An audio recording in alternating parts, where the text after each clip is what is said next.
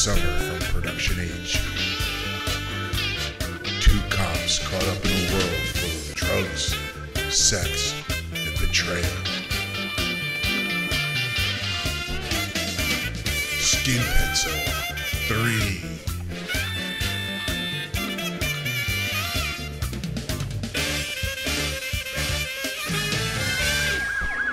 Skin Pencil 3. This film trailer.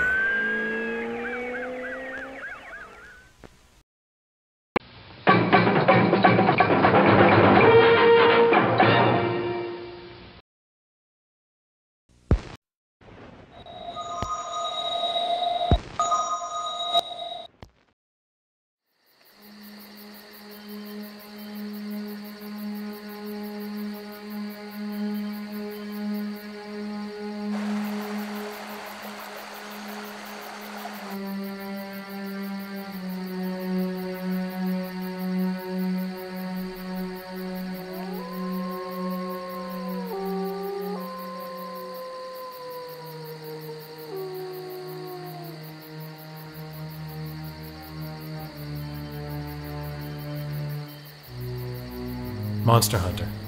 That's what some people have called me. Sounds exciting now. Monster Hunter. Sometimes it is. Mostly it's just being patient.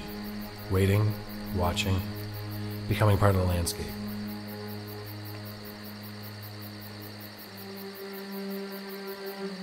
My job is to disappear. Just like right now.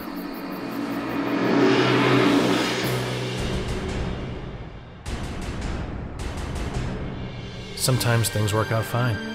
Waiting 7 months in the woods of Oregon, I collected enough pictures, film, and DNA that the world just had to believe in Bigfoot. It was the same during a cold, rainy spring on the edge of a rock in Scotland. Couldn't believe the size of that beast.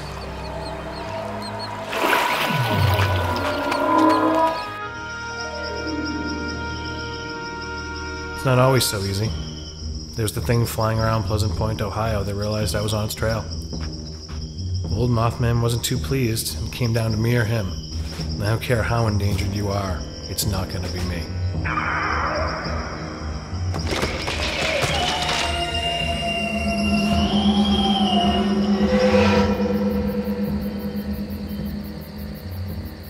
My latest project has been in the works for some time.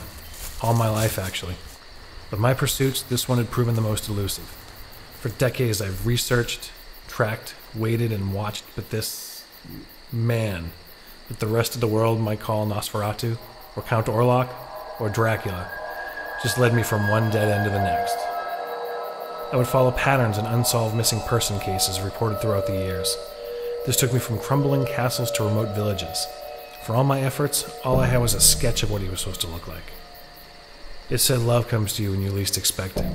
Apparently so do the whereabouts of an angel's killer, when I least expected it, over a plate of pancakes.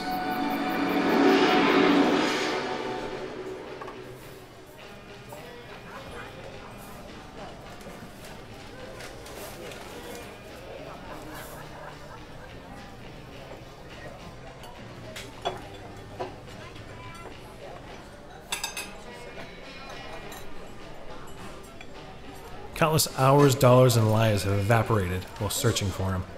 And all the while, the Lord of Darkness lived in a cabin less than 2 hours north of me. His current trade was selling pure maple syrup. It's like this guy just couldn't be happy unless he was coaxing the life force out of someone, or something, and consuming it.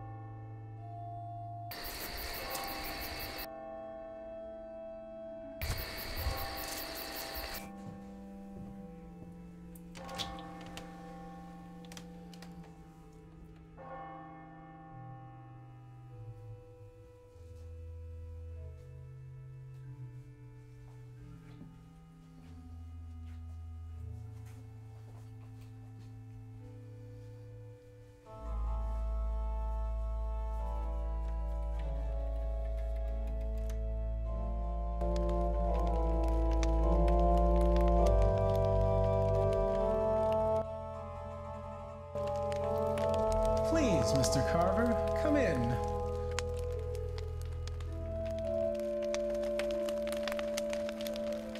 We don't lock our door around here.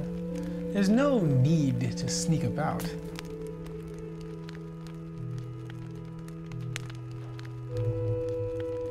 We've been wondering when you were going to come in and see us, Mr. Carver. You've been out there for so long now. 2 weeks? 3? You must be so cold and lonely.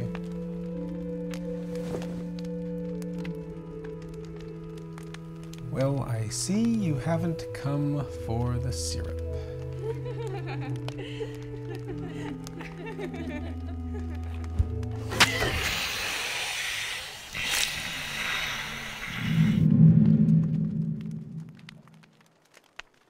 I can see you're serious, Mr. Carver. Excellent. I've been waiting for this. As you can see, I won't be much of a battle. I've been more worried about my trees rather than playing the part of the boogeyman. Haven't put in the time to generate a stronger, more virile body for you to fight. I guess you could say I've retired. Retired. What about them? Oh, well, every man has certain appetites. But I suppose you haven't had much time for romance and such in your life. You prefer to spend the bulk of your limited days writhing around on your belly in a swamp looking for an ape man or a sea serpent. Or an ageless serial killer? Mr. Carver, really? Serial killer? I don't enjoy taking lives, but I do what I must to live. After all, I'm just as God made me.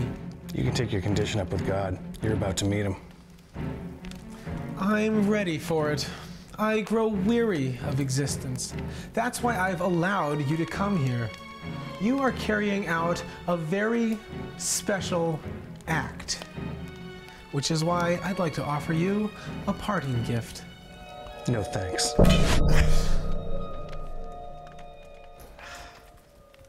Patience, please. I'm well in control here.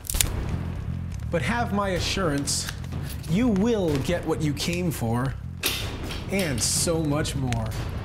Get on with it. I've lived thousands of lives. I've seen mankind suffer and rejoice. I've known deep love and unfathomable loss. I've participated in the rise and fall of civilizations. I've seen both original stagings of Shakespearean plays and all 3 Godfather movies. Kill me knowing I've lived, Mr. Carver. And what have you done with your limited existence, besides catching a cold, peeping through my windows? I've lived my life as I've seen fit. I may not have waltzed through the ages of the kings and queens, but I know that when I go, I'm going to leave the world a better place than when I entered it, by taking you out.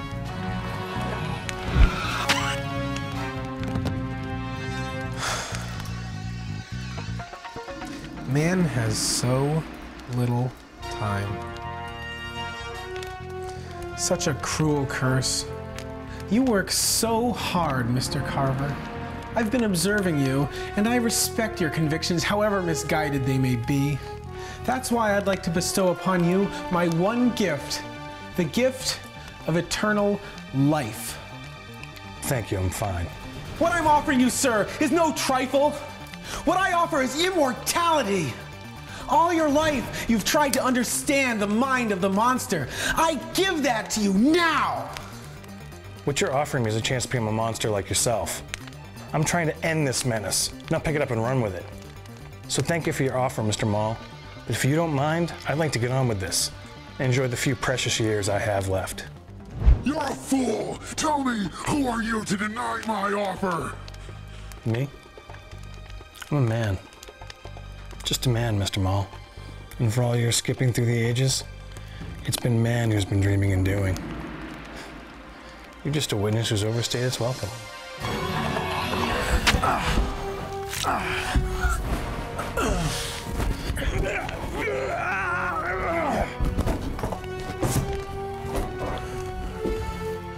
Tell me, Will you still be able to kill the last monster?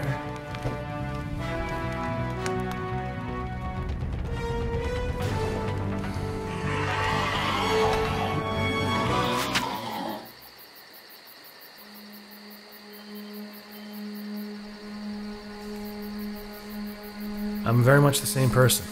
I still chase quarry, though it is for a different reason. But my life, while admittedly longer now, is still the same. Still filled with waiting and watching. Always cold, always alone, and more than ever, in the head of the monster.